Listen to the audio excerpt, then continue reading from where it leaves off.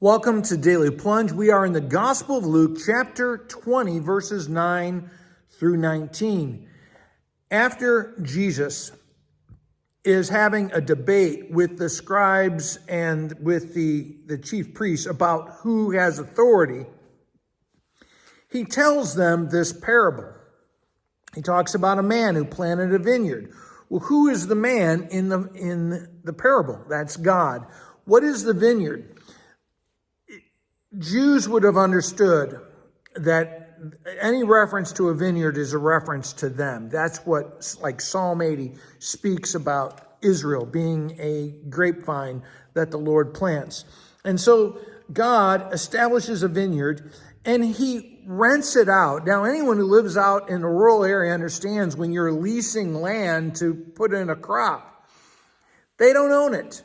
And they have to pay the owner of the property a certain portion because it doesn't belong to them. And so at harvest time, he sends servants. Well, who are those servants? Those servants are the prophets, right? They're the ones who bring the message of God to Israel, telling them, you need to give your obedience. You need to pay up to the Lord.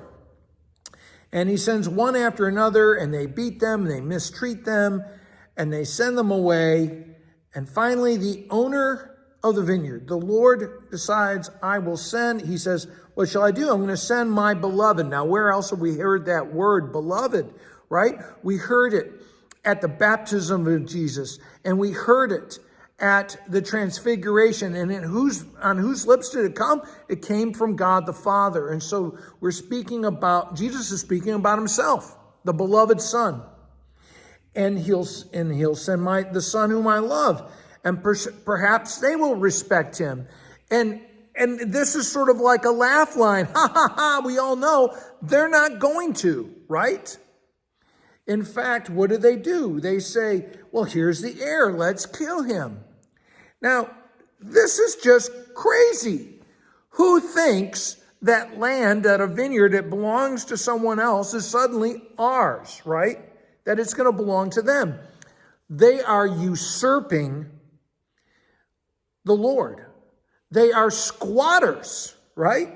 Who decide to kill the rightful owner, the Son. They are squatters.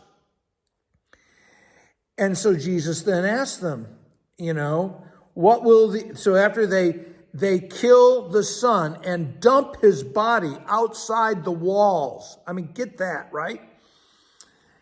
He says, what will they do? And he says this right to the chief priests and to the scribes and the Pharisees, and they won't answer, but he tells them exactly. He will destroy them and give their vineyard to another. And so here's Jesus saying very specifically that the old temple system, the old religious system is going to be swept aside. And when the people heard this, they say, God forbid. And then Jesus quotes Psalm 118. The same psalm that was quoted when Jesus enters into Jerusalem is quoted because the stone which the builders has rejected has become the chief cornerstone. And all those who stumble over Jesus will be crushed. And while we hear that crushing is a bad thing, that's what God does to sinners. He crushes us. So we will let go of our pride and cling to him.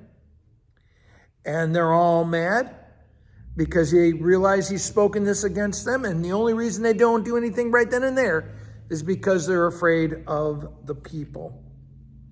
Well, thanks, friends. Have a blessed day.